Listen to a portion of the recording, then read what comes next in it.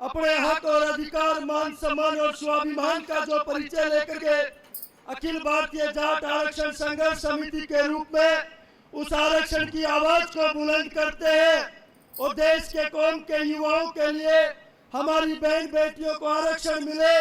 पूरे देश और दुनिया में जिन्होंने आरक्षण की आवाज को बुलंद करते हैं, चाहे हरियाणा हो चाहे उत्तर प्रदेश हो, तमाम देशों में घूम घूम करके उस आरक्षण की आवाज को डंडा और झंडा बुलंद करने वाले हमारे बड़े भाई अखिल भारतीय जाट आरक्षण संघर्ष समिति के राष्ट्रीय अध्यक्ष चौधरी प्रताप सिंह दहिया जी को मैं आमंत्रित करता हूं कि वो आए और कौम के युवाओं को इस बात का विश्वास पैदा करे, जब भी आरक्षण की आवाज बुलंद होगी, पलसानिया और कलवानिया में उस आरक्षण के यज्ञ में आहुति देने का काम करेंगे।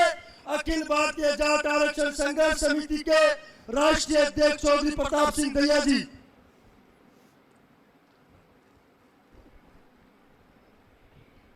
परम आदरणीय मंचासीन अखिल भारतीय जाट आरक्षण संघर्ष समिति के राष्ट्रीय संयोजक आदरणीय यशपाल मलिक जी और हमारे जाट संसद के मेरे अजीज जो भाई देश विदेश में जाटों को इकट्ठा करने के लिए, जाट समाज की भलाई के लिए दिन और एक रात एक करके इस आयोजन को करने जा रहे हैं। जाट संस्कृति, कला और आरक्षण की लड़ाई लड़ने वाले भाई पलसानिया जी, कलवानिया जी और विधायक सांगवान साहब, आदरणीय मंच और मेरे सामने बैठे जाट सरदारी, आप सभी का अभिनंदन, दंडवत प्रणाम।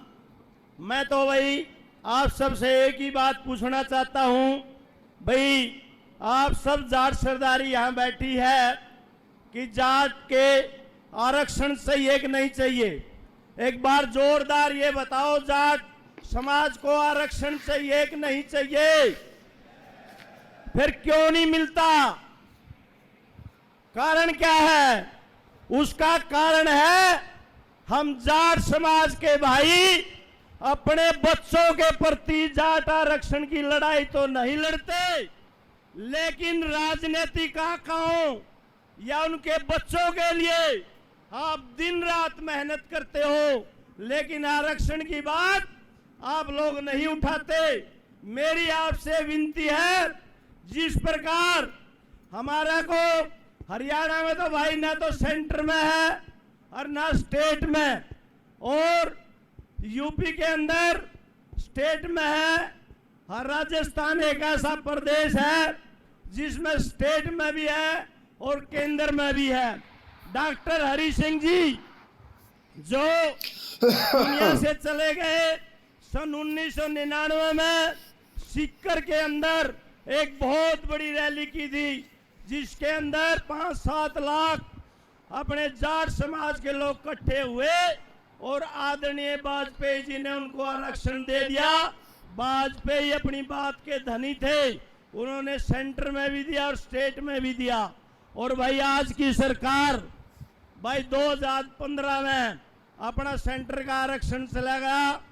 आदरणीय भाई प्रधानमंत्री ने भी कहा था मैं आरक्षण दूंगा, और भाई 2017, 2019, 2020 अमित शाह ने बार बार जाट समाज के लोगों को बुलाया और कहा आपको आरक्षण देंगे, लेकिन जो हमारे बुजुर्ग वहां जाट आरक्षण के लिए गए थे, क्या उनका फर्ज नहीं बनता भाई जाट को आरक्षण क्यों नहीं दिया? बनता है कि नहीं बनता? तो पूछने का फर्ज है। तो मेरी एक ही विनती है जाट समाज के भाइयों से, जब भी कोई नेता है कोई भी, तो उससे भाई कहो भाई जाट को आरक्षण दिलाओगे कि नहीं दिलाओगे, उससे पूछो भाई हमारे को आरक्षण क्यों नहीं है। अभी यूपी के अंदर बैकवर्ड का हमारे को जाट समाज में ओबीसी में आरक्षण है। हमारे 9 बच्चे बच्चियां, कोई जज बन गया, कोई यूपीसी को पीसीएस में आ गया। अगर आरक्षण नहीं होता तो 9 बच्चे भी नहीं आते। तो मेरा कहने का भावार्थ है, जाट समाज के लिए आरक्षण एक संजीवनी बूटी है। अपने बच्चों के भविष्य के लिए हम सब ने मिलजुल करके काम करना है। और यही तभी होगा जब आप सब एक दूसरे की टांग खिंचाई न करके एक दूसरे का सहयोग करोगे। और जब भी कोई भी नेता, कोई भी आपका मंत्री, एमपी आपके पास आए तो आप उससे पूछना भी हमारे को आरक्षण दोगे कि नहीं दोगे। आपने एक ही मन बनाना है। जो पार्टी, मैं आपसे विनती करता हूं, जो पार्टी हमारे को आरक्षण देगी उसी को वोट देना। आपका बहुत बहुत धन्यवाद। जय हिंद, जय भारत।